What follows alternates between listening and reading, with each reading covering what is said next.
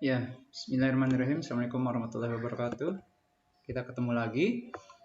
Oke, sebelum kita mulai, bagi yang belum subscribe, mohon berkenan menekan tombol subscribe, like, dan share. Ya, semoga bermanfaat untuk semuanya. Oke, materi kita hari ini adalah research question.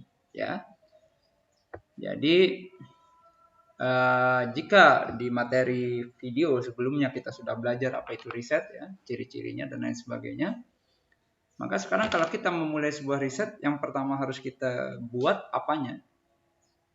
Beberapa orang kadang salah, beberapa orang kadang mikirnya yang pertama harus dibuat adalah judul, yang harus dipikirkan judul. Tidak, jangan mikirin judul dulu, ya. Judul itu belakangan, ya, jangan mikirin judul. Terus apa? Yang paling pertama itu ya topiknya apa. Itu jelas topiknya apa. Jadi misalnya coba ditonton di channel ini, ada video saya tentang riset penelitian di ilmu komputer dan sistem informasi. Jadi bahwa ada banyak sekali topik riset di ilmu komputer misalnya. Contoh ada data mining, sistem pakar, sistem pendukung keputusan, keamanan informasi, artificial intelligence gitu ya. Dan banyak lainnya gitu. Nah, Anda tentukan dulu topiknya di mana.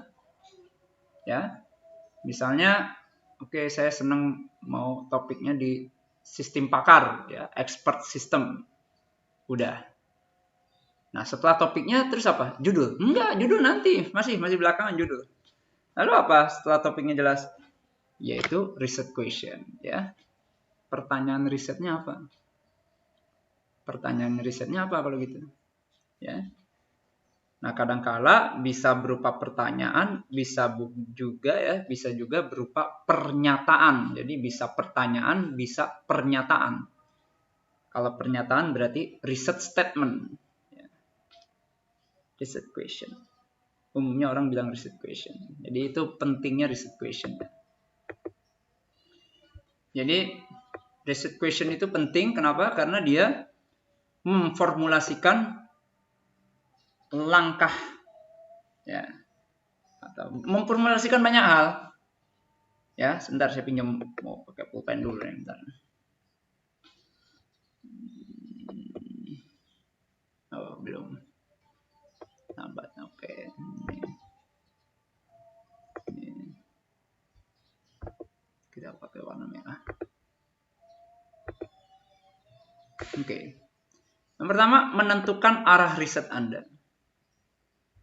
Jadi, kalau udah riset questionnya mantap, jelas, maka ketahuan. Jadi mau ngapain Anda itu.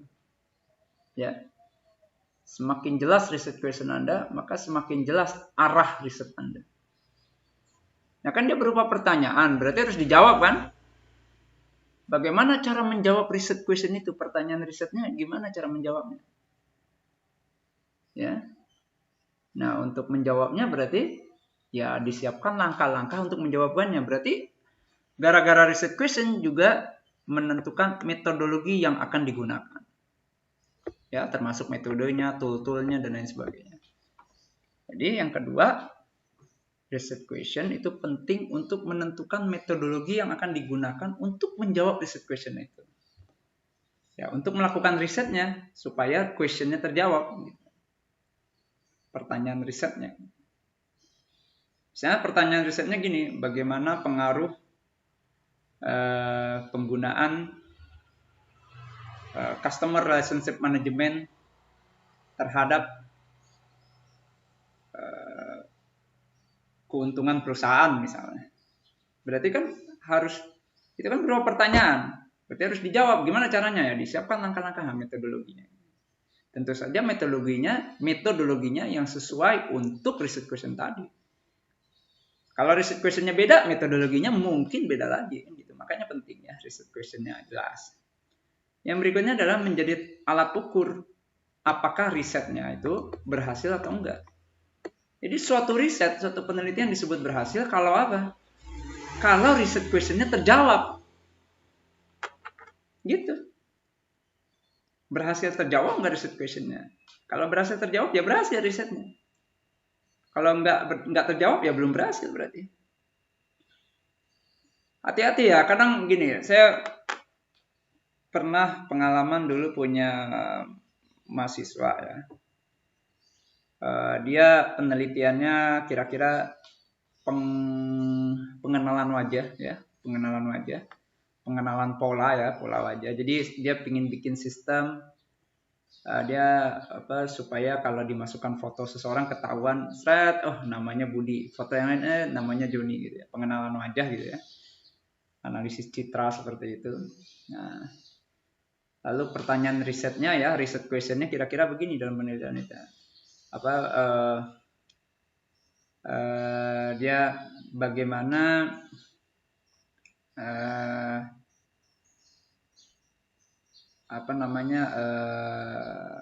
lupa saya. Kira-kira ya performa algoritma X dalam pengenalan wajah gitu. Jadi dia ingin tahu kalau pakai algoritma X untuk pengenalan wajah itu gimana. Ya, udah lama sekali loh. Waktu tahun-tahun 2004-2005 rasanya. 2007-an lah gitu. Udah lama sekali. Nah, kemudian selesai dia melakukan riset ya, dia udah gunakan metodologi yang sesuai untuk menjawab itu. Didapat hasilnya ternyata. Ya, kesimpulannya ternyata oke, kalau saya mungkin harus kasih pengantar dulu. Kalau pengenalan wajah itu ya, atau pengenalan pola pada umumnya, pengenalan wajah, pengenalan sidik jari gitu ya. Itu kan ada ada nilai tertentu, misalnya kalau berhasil sistemnya mengenali 75 wajah dari 100 wajah yang ada, berarti 75%. Berarti ketepatannya atau akurasi sistem itu 75%. Ya, kalau berhasil mengenali ya, mengidentifikasi 90 dari 100 foto yang dimasukkan berarti 90%. Gitu. Ya, kira-kira begitu gampangnya. Oke. Jadi ada akurasinya. Nah, kebetulan pas dia pakai algoritma X untuk pengenalan wajah pada sistem dia itu, akurasinya nggak nyampe 50%. Cuma 45% kalau nggak salah. Nah, jadi waktu itu bukan sidang, kalau seminar. Maka dia agak menangis, makanya dia merasa penelitian dia gagal. Nah, hati-hati nih. Menurut Anda gagal nggak? Pertanyaan riset dia kan adalah bagaimana kinerja penggunaan algoritma X terhadap pengenalan wajah. Ya, ada parameternya, salah satunya misalnya akurasi. Ya, setelah dia kerjakan, di ujung penelitian dia didapat ternyata akurasinya kalau pakai algoritma X 45%. Ya. Berarti gagalnya 55%. Berhasil maksudnya ketika mengidentifikasi sistemnya 45% teridentifikasi, 55% mungkin tidak kan gitu. Banyak tidaknya kan gitu. Pertanyaannya adalah gagal nggak riset anak ini? Nah, jangan gara-gara cuma 45% maka dianggap gagal. Tidak. Berhasil, penelitian dia berhasil. Berhasil apa? Loh kok berhasil? Akurasinya cuma 45%. Udah berhasil. Pertanyaan risetnya kan bagaimana kinerja algoritma X terhadap pengenalan wajah.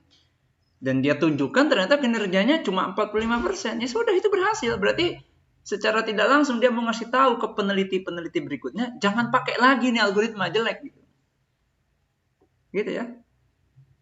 Nah, gitu. Jadi untuk mengukur suatu riset berhasil atau enggak, hati-hati. Gampang sebenarnya, yaitu apakah riset questionnya terjawab atau enggak. Nah, itu pentingnya riset question ya. Jadi riset question harus jelas karena akan menentukan arah riset Anda mau ngapain gitu ya. Menentukan metodologi yang akan digunakan dalam penelitian Anda, langkah-langkah apa yang Anda digunakan dalam penelitian Anda agar question dalam riset Anda itu terjawab, dan menentukan apakah riset Anda berhasil atau tidak. Nah, secara tidak langsung, riset question juga mengekspresikan tujuan riset Anda. Jadi dari riset question akan ketahuan tujuan risetnya apa gitu. Kan tadi misalnya riset questionnya bagaimana kinerja penggunaan algoritma X terhadap pengenalan wajah. Tujuan risetnya apa? Ya udah, tinggal diubah aja kalimatnya. Apa tujuannya? Mengetahui kinerja algoritma F terhadap pengenalan wajah, kan gitu. Sederhana, sebenarnya sederhananya gitu, meskipun mungkin Anda bisa buat lebih elegan ya. Itu contoh sederhana, tapi gitu. Dari research question kita bisa tahu tujuan riset ini ngapain. Nah, sekarang beberapa literatur, beberapa buku kadang atau beberapa skripsi, beberapa karya ilmiah kadang kita lihat ada juga yang namanya hipotesis. Nah, apakah harus ada suatu penelitian hipotesis? Enggak juga. Yang wajib itu research question. Hipotesis boleh ada, boleh enggak. Bedanya apa sih? Kalau hipotesis itu sifatnya lebih spesifik ya daripada research question. Biasanya hipotesis itu untuk mengekspresikan relationship ya antar variabel. Gitu ya. Nah, biasanya untuk bikin hipotesis harus didukung dengan theoretical rational teori yang cukup lengkap ya, yang valid, yang cukup lengkap. Kalau nggak ada teori pendukungnya untuk membuat hipotesis itu, maka hipotesisnya sebaiknya jangan dibuat. Misalnya teorinya kurang sufficient gitu ya, belum ada gitu, belum valid gitu atau belum apa, itu jangan. Contohnya gimana sih? Misalnya Anda ingin penelitian lalu ternyata dibuat hipotesis bahwa leadership berpengaruh positif terhadap kesuksesan e-government di pemerintahan. Saya ulangi, leadership ya atau kepemimpinan berpengaruh positif. Jadi dia buat gini, hipotesis 1, kepemimpinan berpengaruh positif terhadap kesuksesan penerapan e-government di pemerintahan, misalnya begitu. Dia bikin hipotesis itu. Dari mana dia bisa bikin hipotesis itu? Misalnya saya ketik di sini aja lah.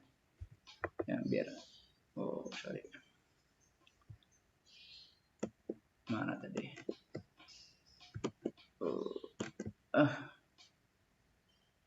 Nah, bisa saya ketik di sini ya. Misalnya dia punya hipotesis. Hipotesis satunya dia buat begini ya. Leadership berpengaruh. Cari kameranya bisa dulu. Sini aja lah.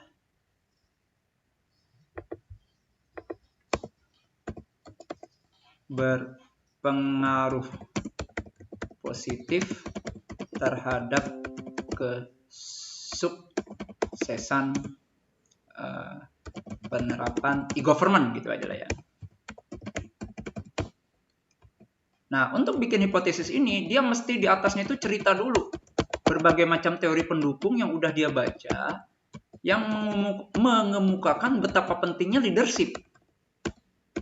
Jadi harus ada teori-teori dulu dia bahas di atasnya ini, baru menuju ke hipotesisnya. Jadi nggak sekonyong-konyong tiba-tiba ada hipotesis, nggak bisa.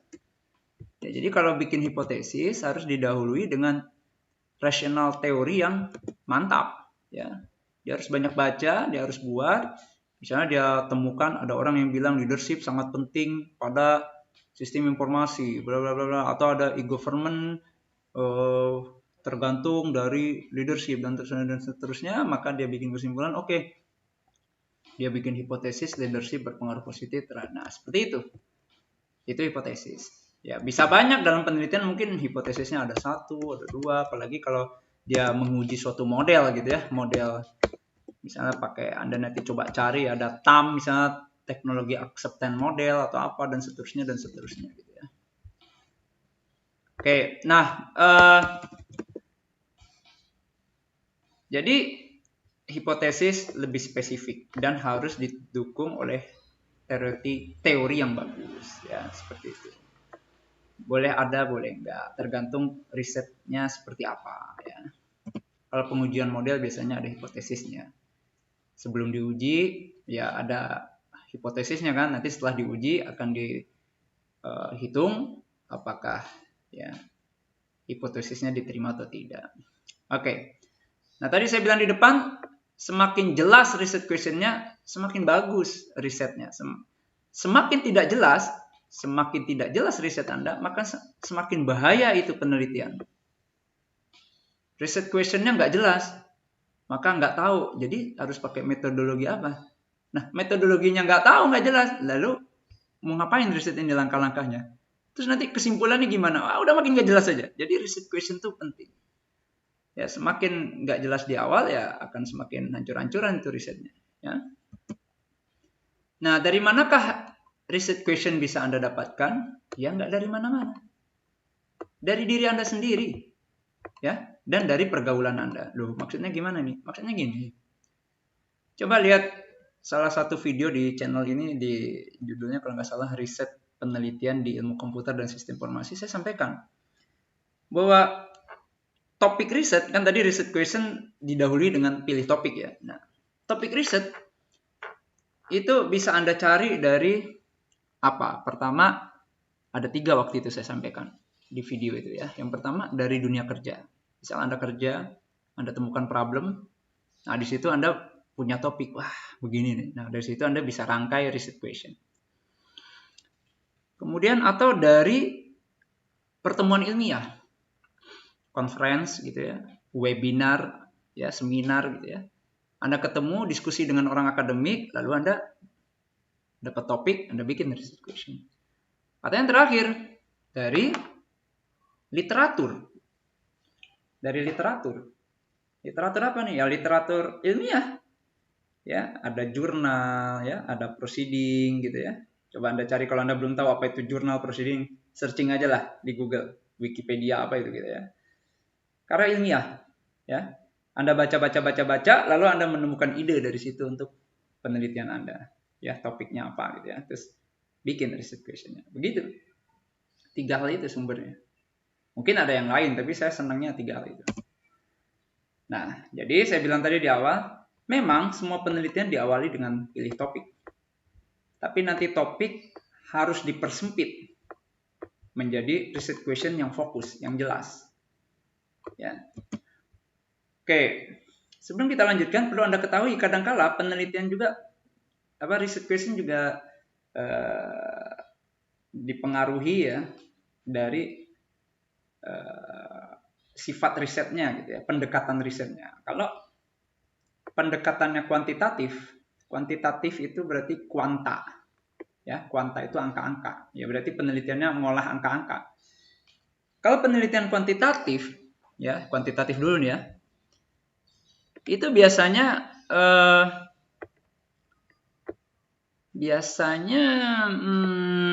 yang mana kuantitatif? Ini ya, kuantitatif. Itu dari awal riset questionnya udah fokus. Ya, udah jelas riset questionnya dari awal. Ya, udah mantap. Maka dia bisa lanjut ke tahap berikutnya. Kalau udah ada riset question kan, riset pertanyaan risetnya ini, ya langkah berikutnya ngapain? Dijawab. Ya dijawab kan riset questionnya. Nah, untuk menjawab gimana ya, tentukan gimana cara menjawabnya atau langkah-langkahnya atau apa metodologinya. Nah, metodologi itu bagian dari suatu tempat besar namanya riset design. Ya.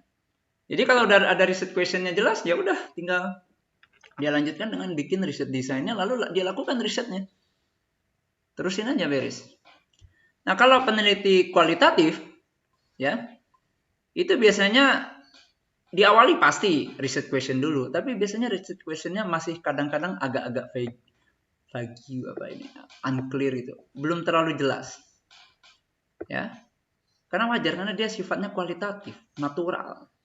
Atau coba Anda ingin tahu ciri-ciri penelitian kualitatif, silakan di channel ini saya ada video kuliah khusus tentang kualitatif riset, seperti itu.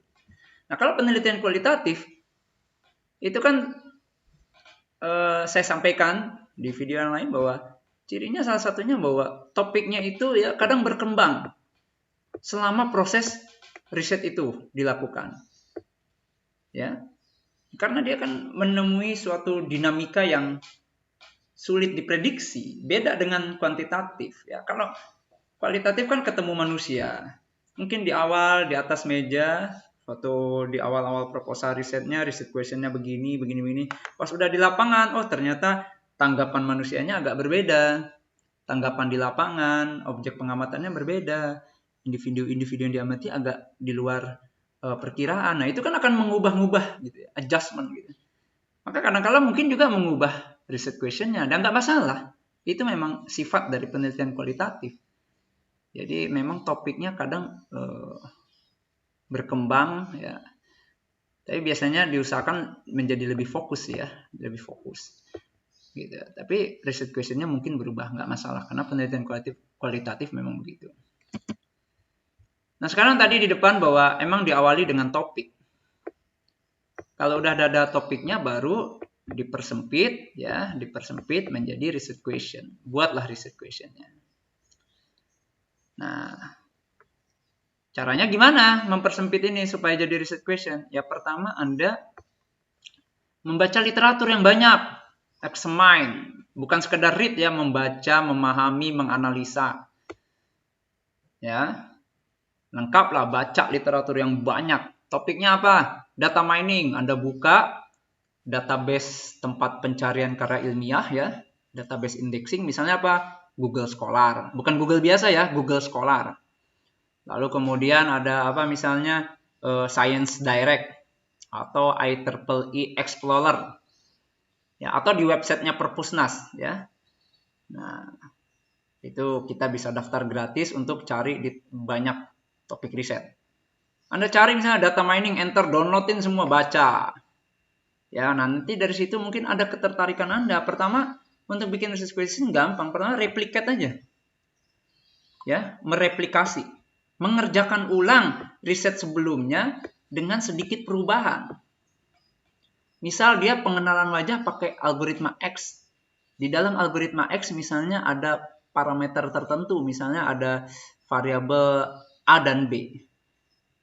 Nah, dia misalnya A-nya 3, B-nya 2. Nah, Anda ubah kalau A-nya jadi 4 dan B-nya 5 gimana ya gitu. Nggak masalah. Kan beda. Pak sama-sama pakai algoritma X, Pak. Sama. Pengenalan wajah juga sama. Foto yang dipakai juga sama. Nggak masalah. Saya cuma mengubah kalau variabelnya begini gimana ya. Kan ada bedanya tuh. Nggak masalah. Terutama untuk S1 itu nggak masalah.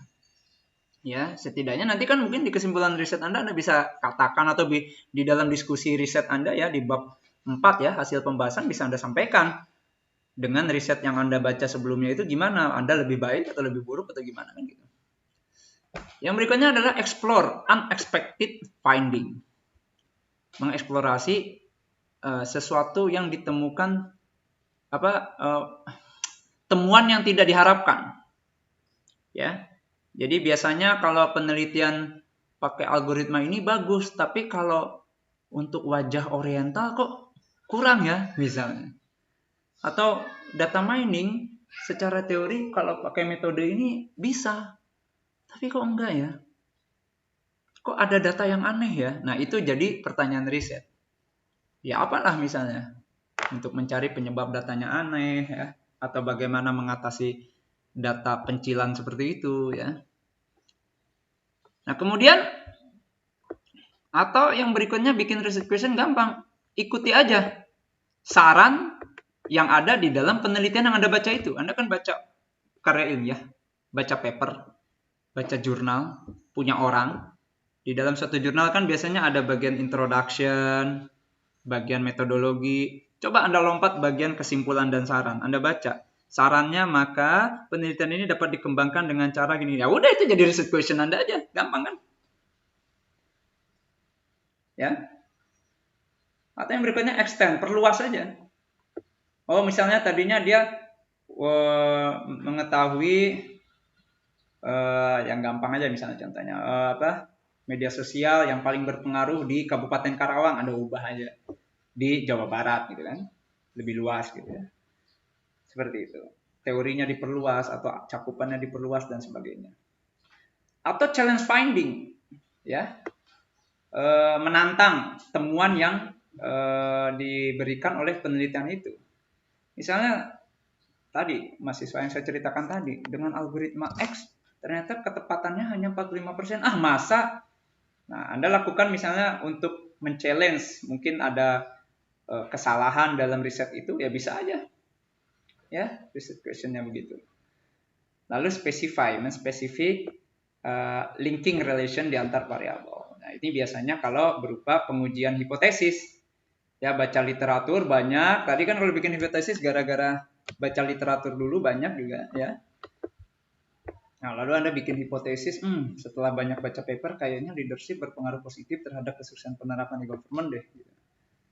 Ya, mungkin Anda bikin di research questionnya ya bagaimana pengaruh gitu kan, leadership, ya leadership ya terhadap kesuksesan penerapan e-government gitu. Ya, dengan hipotesis ini. Ya, mungkin biasanya research question itu di awal bab-bab 1 biasanya. Ya, gitu. Nanti menuju ke ininya ada ininya. Gitu ya. Jadi yang pertama intinya rajin-rajin baca, dari situ Anda dapat ide. Jadi research question saya apa? Ya. Lalu yang berikutnya adalah ngobrol ide Anda itu dengan orang lain. Yang mana? Yang knowledgeable, yang tentu saja Anda ketahui lebih berpengetahuan dari Anda tentang topik itu. Dosen pembimbing, dosen lab riset, kepala lab, ya, dosen senior yang udah biasa berkecimpung di topik yang sedang Anda sukai ini, gitu ya. Nah, terus ya biasanya jangan 1, 2, atau 3 lah untuk dapetin banyak opini, ya, supaya Anda banyak dapat pertimbangan. Berikutnya, apply to specific context, ya. Jadi misalnya Anda sudah punya topik riset, sistem pakar, misalnya pertanyaan risetnya bagaimana membangun sistem pakar untuk penyakit tanaman padi, terlalu luas, ya sudahlah dipersempit dengan metode forward chaining, misalnya begitu, kan? Karena ada banyak metode untuk sistem pakar, misalnya begitu. Atau yang gampang ya dari periodenya Anda persempit, waktunya, geografinya, misalnya tadinya masih bagaimana pengaruh penggunaan Facebook terhadap, jangan Facebook, sekarang lagi model nggak sih Facebook yang lagi rame apa sih? Instagram misalnya, pengaruh penggunaan Instagram pada terhadap kinerja akademik mahasiswa. Bentar dulu, mahasiswa mana? Terlalu luas itu, terlalu umum. Mahasiswa di misalnya mahasiswa di Jawa Barat. Wah, masih terlalu luas, nanti saya harus wawancara semua orang Jawa Barat. Mahasiswa di Universitas Indonesia misalnya begitu ya. Bisa dipersempit dengan begitu. Atau pilih subkategori atau subgroup ya, subkelompok atau kategori dari subkategori dari yang lebih luasnya. Sama ya, mirip dipersempit gitu ya. Intinya dipersempit. Jadi misalnya tadinya untuk seluruh pegawai di suatu organisasi, di suatu perusahaan, tapi Anda persempit hanya untuk pegawai bagian marketing saja misalnya begitu ya. Itu bisa. Supaya lebih tajam research question-nya ya, supaya lebih tajam. Misalnya analisis keamanan sistem informasi di STMIC ABC. Waduh, kalau STMIC-nya punya banyak sistem, apa semuanya mau dicek? Ya, dipersempit. Ya, misalnya analisis keamanan informasi sistem informasi akademik di STMIC ABC. Jadi sistem informasi akademiknya, sistem yang lainnya nggak diperiksa. Gitu ya, sistem keuangannya nggak, pokoknya siapnya aja gitu. Yang dimana tempat anak-anak lihat nilai, mahasiswa lihat nilai, atau dosen masukin nilai gitu ya. Gitu. Oke, kemudian tentukan tujuan riset Anda apa. Ya, supaya riset questionnya bisa nyambung. Ada tujuan riset itu ada 3, exploratory, explanatory, dan deskriptif. Ini apa? Ini saya ngutang dulu kalau di video ini nggak ada, tapi sudah ada saya upload itu di video lain. Coba Anda cari di channel ini, judulnya Research Design. Itu ada 3 jenis tujuan riset ya. Nah, atau yang ini gampang nih, ya, riset Anda applied atau basic research gitu ya. Ya, ini dengan Anda tentukan ini bisa mempersempit research question Anda ya, supaya lebih jelas. Jadi Anda fokusnya ke teorinya atau penerapannya gitu ya. Nah, apa itu applied research dan basic research? Ada di video lainnya, judulnya riset penelitian di ilmu komputer dan sistem informasi. Masih di channel ini, coba Anda lihat. Baik. Nah, kemudian Anda tadi kan harus dipersempit, karena harus diingat, riset itu kadang punya limitation. batasan-batasan. Pertama waktu, ya, waktu. Anda misalnya sambil kuliah sambil kerja, cukup nggak waktunya? Atau Anda harus lulus dalam waktu 6 semester? Harus lulus dalam waktu 1 semester, 6 bulan lagi. Bisa nggak ngerjain riset ini, memungkinkan nggak kan gitu? Jadi itu harus Anda pertimbangkan juga. Lalu cost-nya, ya, ternyata harus ngambil ke banyak daerah seluruh Indonesia. Anda ada nggak uangnya untuk berangkat ke sana semua kan gitu kan? Jadi itu Anda harus pertimbangkan juga untuk membuat research question. Persempit, ya. Jangan terlalu luas juga gitu. Kecuali Anda punya waktu yang panjang, dana yang cukup, ya silahkan gitu ya. Terus periksa juga aksesnya ada nggak. Kadang-kala beberapa riset kan Anda udah bikin research question bagus-bagus nih, udah mantap gitu ya. Itu kemudian ternyata nggak mungkin dilakukan. Misalnya butuh approval dari pihak berwenang yang ternyata agak sulit. Misalnya medical record. Nah ini saya sebagai contoh. Dulu saya punya kawan waktu proposal skripsi, ya, research questionnya udah mantap. Ya, dia kalau nggak salah tentang pengenalan penyakit TBC menggunakan jaringan saraf tiruan. Ya, tentang itu kalau nggak salah. Redaksi research questionnya saya lupa, tapi intinya dia mau begitu, bikin sistem jaringan saraf tiruan untuk pengenalan penyakit TBC menggunakan citra ronsen. Jadi kan biasanya kalau baca hasil ronsen terus ditaruh di layar terang gitu kan, biasanya dokternya lihat gitu ya. Oh ini ada flag TBC nih, oh ini enggak gitu ya. Nah sekarang bisa nggak kalau kita bikin sistem komputernya yang menggantikan dokter itu gitu ya, jaringan saraf tiruannya. Nah dia begitu. Nah untuk bikin programnya, tentu saja programnya harus dilatih supaya pinter kan. Nah dia mencari data latih, data untuk penelitian dia tentu saja ke rumah sakit yang, atau kalau saya secara umum dulu berarti ke tempat yang menyediakan data ronsen. Data ronsen kan hanya ada di rumah sakit kan, foto ronsen. Nah, terus pas dia datang ke rumah sakitnya ya, salah satu rumah sakit ya, terus dia datang udah bilang mengambil data, ternyata susah, nggak bisa. Bukan rumah sakitnya pelit, bukan. Kenapa? Karena itu termasuk dalam rekamedik, dan rekamedik itu sifatnya rahasia. Kalau nggak salah hanya dokter dan pasiennya yang boleh tahu. Wah, nggak jadi. Jadi di tengah jalan skripsinya batal, ganti topik. Kasihan sekali anak itu memang. Udah kerja, udah datang ke rumah sakit berkali-kali bolak-balik. Ternyata nggak boleh. Nggak boleh minta foto ronsen gitu.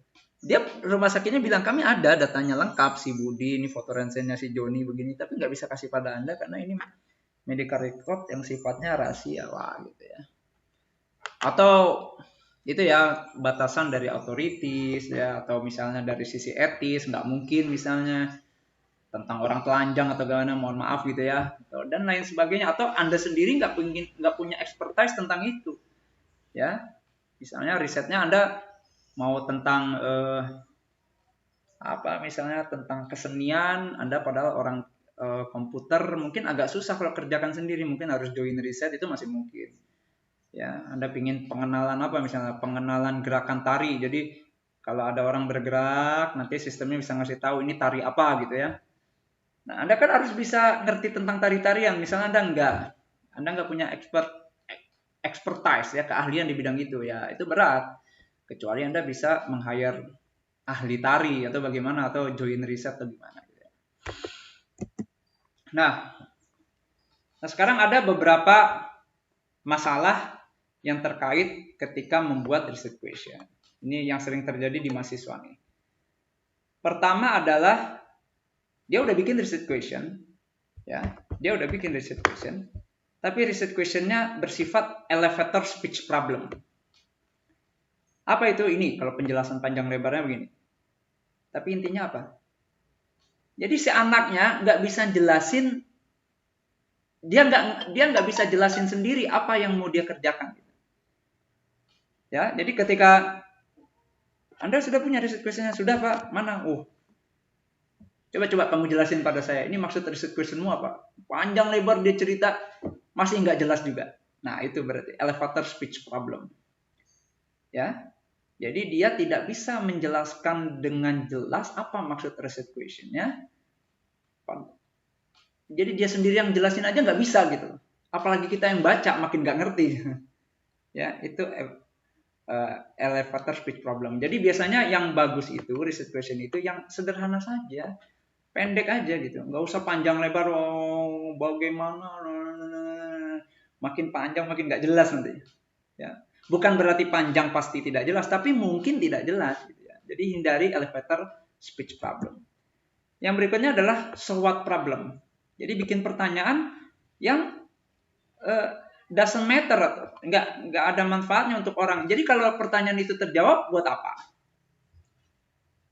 Ya. Jadi misalnya ada riset questionnya adalah misalnya gini, how new technology, bagaimana teknologi baru,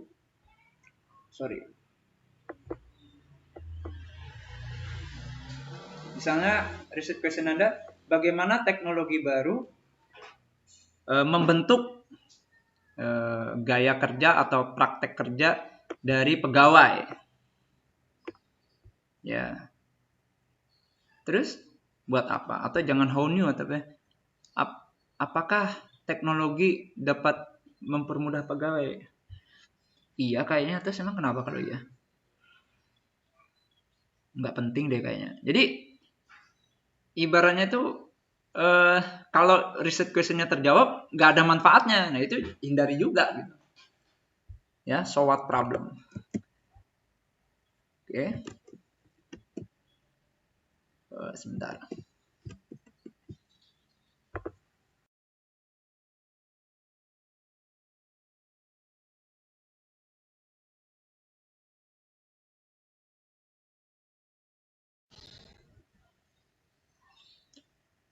Oke. Masalah berikutnya yang sering terjadi adalah solving the what problem. Riset questionnya terlalu luas. Seolah-olah mau menyelesaikan seluruh masalah yang ada, yang nggak mungkin. Dan makanya tadi diajarkan dari awal, riset question Anda kalau bisa ya narrow ya, sangat sempit, bukan sempit, maknanya tuh fokus ya. Tolong fokus gitu, jangan solving the what problem. Ingin menyelesaikan semua masalah yang nggak bisa juga ya. Kemudian insolvability, nggak mungkin terselesaikan. Riset questionnya secara logika nggak akan terjawab gitu ya. Itu kadang suka terjadi, nggak usah. Ya, jangan seperti itu. Atau masalah yang berikutnya adalah riset question yang sifatnya multitude. Terlalu banyak. Pingin ini, pingin itu. Bagaimana mengapa ini? Apa yang wah, terlalu banyak riset questionnya. Jangan gitulah. Skripsi itu satu aja riset questionnya cukup. Kalau S2 dua dong Pak. Enggak juga, satu juga nggak masalah. Ya. Yang penting sudah memenuhi kualifikasi sebagai sarjana. Kalau sarjana itu harus bagaimana? Kalau magister itu harus seperti apa? Nah, itu udah ada KKNI namanya ya, Anda cari ya di internet lah. Ada, itu pemerintah udah bikin KKNI. Kualifikasi masing-masing jenjang itu udah ada. Jadi bukan berarti kalau S3 harus banyak, enggak juga. Satu juga nggak masalah gitu ya. Ya, jadi jangan terlalu too many juga. Kalau terlalu banyak pertanyaannya nanti ada yang jadinya terlalu sempit, ada yang nggak relevan, terlalu luas, dan lain sebagainya.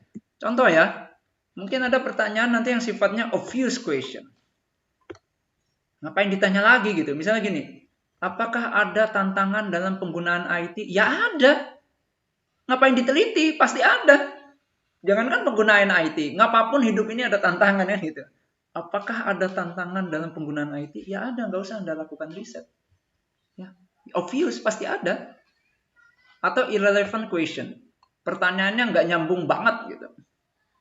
Ngapain ditanyain? Misalnya gini, apa pengaruh cuaca terhadap gaji pegawai IT? Anda mau riset sampai botak juga, gimana ini? Nggak relevan, ngapain? Memang ada ngaruhnya cuaca dengan gaji. Jadi kalau musim hujan makin mahal, gitu, gajinya makin tinggi gitu atau apa. Ya. Atau juga question yang sifatnya absurd question. Ya. Jadi pertanyaan yang nggak usah diteliti juga semua orang akan jawab tidak. Kalau ini kebalikan dari obvious ya. Kalau obvious kan ya iya, ya pasti ngapain diteliti. Kalau ini ya enggak lah, ngapain diteliti. Misalnya gini, apakah dunia itu datar? Nggak usah diteliti lagi, udah jelas bulat, ngapain. Apakah gula itu manis? Gula ngapain? Sorry, itu obvious ya. Kalau absurd itu adalah kebalikannya obvious ya. Jadi udah pasti tidak. Jadi ngapain bikin pertanyaan yang begitu? Atau definitional question. Jadi pertanyaan yang mana jawabannya ada di situ semua. Ada di dalam questionnya itu sendiri. Jadi pertanyaan yang jawabannya ada di dalam questionnya itu sendiri. Contohnya gini. Apakah konflik dalam teknologi itu dicirikan dengan adanya ketidaksepakatan? Ya iyalah, konflik itu apa? Ketidaksepakatan. Disagreement, ya konflik. Ngapain gitu ya? Jadi ini adalah jawabannya ada di pertanyaannya itu sendiri. Ngapain? Atau affirmation question. Ya. Contohnya gini affirmation itu. Can a decision support tool dapatkah sistem ya, saya sebut sistem atau alat pendukung keputusan. Apakah alat pendukung keputusan dapat dibuat untuk memfasilitasi pengambilan keputusan? Saya ulangi, apakah sistem pendukung keputusan dapat dibuat untuk membantu pengambilan keputusan? Saya ulangi, apakah sistem pendukung keputusan dapat dibuat untuk membantu pengambilan keputusan? Ya dapat. Ya. Ngapain gitu. Nah, ini kadang sering terjadi nih di skripsi mahasiswa yang sering saya sidang, saya apa itu. Kadang gitu. Research question-nya ingin mengetahui apakah sistem penggajian dapat dibuat di perusahaan XYZ. Hah? Lah, kok ingin mengetahui apakah dapat dibuat? Ya pasti dapat dibuat, orang kamu kerjain, kecuali nggak kamu kerjain gitu. Kecuali nggak kamu bikin sistemnya gitu. Itu jangan jadi pertanyaan risetnya jangan gitu ya, itu kan affirmation question itu ya, pasti kan kamu bikin sistem penggajian ya namanya bikin ya pasti jadi, masalahnya jadinya benar atau enggak itu urusan lain, mungkin pertanyaannya Anda ubah ya, apakah dengan sistem penggajian yang baru dapat membuat apa-apa, itu masih oke, jadi ngukur pengaruh gitu ya, paham ya, jangan affirmation question. Oke. Nah, ini ada beberapa guiding question yang Anda bisa gunakan untuk bikin research question yang baik ya. Nah, tapi pada umumnya tadi hindari yang itulah. Ya, hindari obvious question, irrelevant question, absurd question, definitional question, affirmation question. Lalu juga jangan multitude, jangan terlalu banyak, jangan insolvability, jangan bikin pertanyaan yang nggak mungkin terjawab. Jangan solving the world problem. Wah, pertanyaannya terlalu megah, terlalu keren, seolah-olah menjawab semua permasalahan di dunia ini. Atau so what problem, pertanyaan yang kalau terjawab nggak ada gunanya. Emang kalau udah terbukti buat apa? Nggak ada gunanya, ya ngapain? Sia-sia risetnya. Atau elevator speech problem, pertanyaan yang segitu jelimetnya, seolah-olah keren, padahal Anda sendiri nggak bisa jelasin. Pertanyaan tuh simple aja, ya, simple saja, ya, pendek saja, simple. Nah, itulah pentingnya research question. Tolong Anda pahami dengan baik, ya. Oke, jika ada pertanyaan, ya, silakan Anda tanyakan di channel ini. Semoga bermanfaat. Assalamualaikum warahmatullahi wabarakatuh.